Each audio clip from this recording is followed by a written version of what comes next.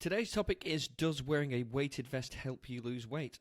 And I think, spoiler alert, the answer is unequivocally yes. But just to give you a little bit of context, if you haven't listened to the original episode we did on this, go back and listen to episode 31, which will give you a little bit of context and background to what we are doing.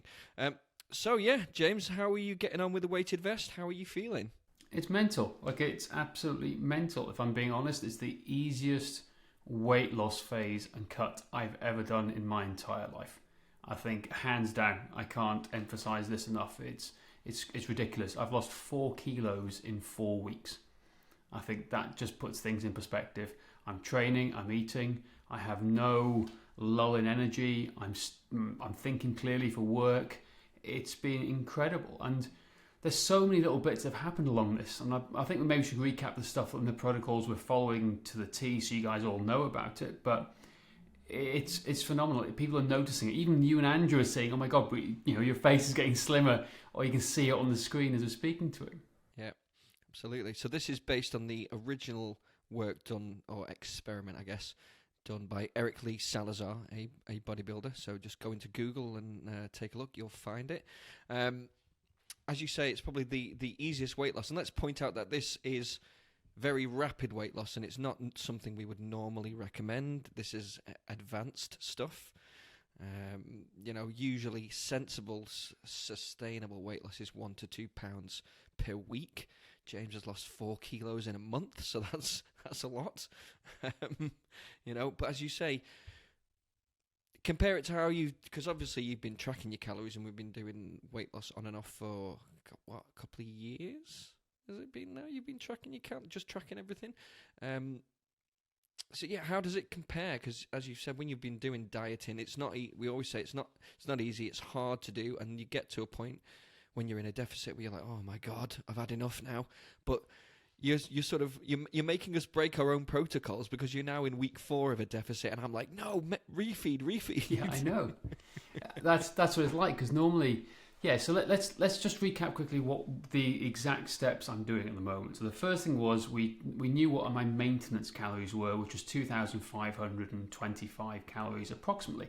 That's what I know is my maintenance when I'm training and I'm moving well and doing a lot of stuff.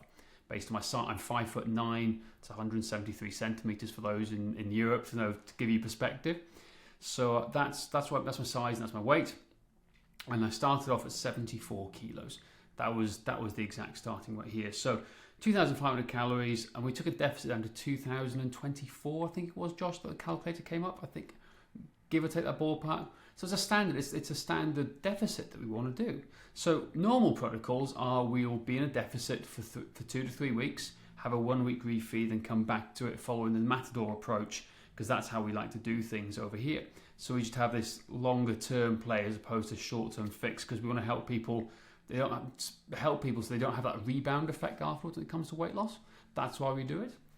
So, but even when you're dieting and having even at any sort of deficit, really, you have points where you want to eat more food.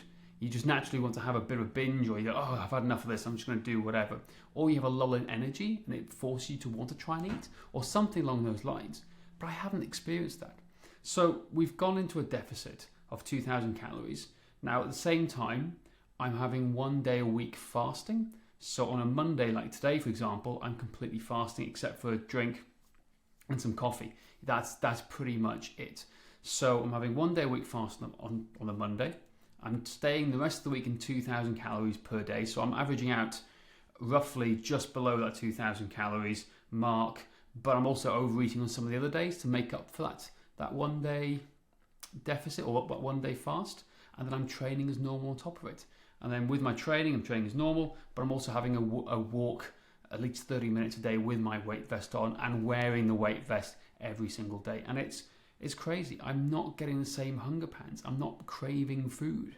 I'm finding at the moment some food I'm leaving because I don't want to eat it all, which is unheard of. I grew up on a farm where you just eat as much as you can, and if you don't eat fast enough, you want to have seconds, and you just want to keep eating and keep eating. It's just maybe a Welsh farmer's trait or something like that, where I just want to eat more food, but I'm not. I went for a curry last night with not last night, the other week, with some friends, and there was an ice cream place around the corner. I left most of my curry, and I left part of my ice cream, which is, again, unheard of in my terms. But my body just didn't want it. Like, it's like, no, don't eat it. And I'd be wearing the weight vest all day. And that's really important to say that I'm wearing this weight vest all day, every day. And, I'm taking it off in certain points, because there are times where you look stupid wearing it and you can't walk down to the shop. It looks like you've got a bulletproof vest on, or a stab vest as you go into the shops. Eric, in the original study, he went to the supermarket in his weight vest. He did. I haven't got the balls to do that, unfortunately. I haven't got the balls to do that. But I'm wearing it most of the time, and walking most of the time with it, and taking it off as and when is necessary. And it's fascinating. It really is, and it's definitely. Well, that's what the original study says. It says it almost like controls your appetite, and I find that it is. It's suppressing my appetite somehow. I can't explain it all. The gravitastat theory is there to try and maybe explain it, but it's been a fascinating journey. And like I said, I feel like I'm losing weight. I can see in the mirror I'm losing weight, and I don't think I've ever lost this much weight so fast, so easily in my entire life. And we're not even following a weight loss training plan, are we, Josh?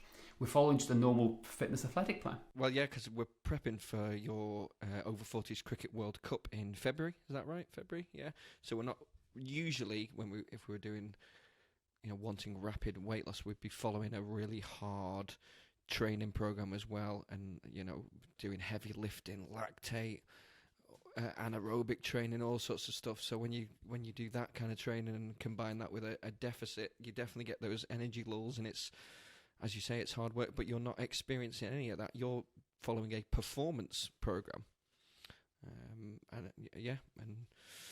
still wanting to be in a deficit.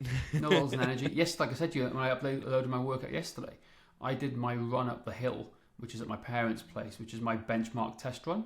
So I run up a massive hill, see how fast I can get to the top and come back down. I know if I hit sub 30 minutes going up the hill to the top, I'm doing really well. And if I hit sub 50 minutes coming down, I'm doing even better. So that's around the benchmarks. I was up in 27 minutes and I was down in 47 minutes total. So I wasn't even pushing to the absolute limit. It does a PB for me. So that's in 4 weeks. So I'm following the plan, it's working. The weight loss definitely seemed to have an effect. And technically I should be in a refeed this week, but I'm going to New York next week. So I'm doing the refeed next week when I go to New York, so I can enjoy the food around me. But it's crazy. I can't emphasize this enough. This is, for me personally, it's been a learning curve beyond anything else I've learned in weight loss, really. And it's us learning how to make it applicable to most people out there, because it's not always going to be suitable for people to wear a weight vest all day, every day, because they're not at a standing desk, or they're at work in an office wearing a suit or something like that. So it's about finding ways around this. Do you wear your weight vest over or under your suit? Exactly, yeah. So I wear it underneath. So when I'm going for a walk at night time, I put it over a jacket, so the jacket hides it. But I look like a tank. I look like hench AF. Literally it is. It's crazy. So it's just a fascinating experiment. I'm excited to see where this continues. As I say, I started at 74 kilos. I weighed in at bang on 70 kilos this morning. That's 4 kilos in 4 weeks. But in fact, I think it's slightly less than 4 weeks. But I think what will be interesting is we should do another update in about another month's time, I reckon.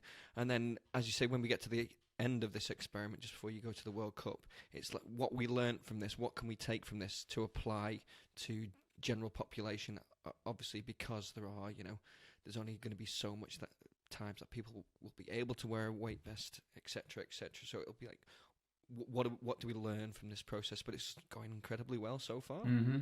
Yeah, definitely so. So, yeah, watch your space. We'll keep you posted, keep you updated. But that's the results so far into this 1 month experiment. So exactly. There you go. Yeah, let's see how it goes. Thanks for listening. That is it for today. Please don't forget to rate, review, and subscribe. And if you want to find out more about our system of training, go to strengthmatters.com/system.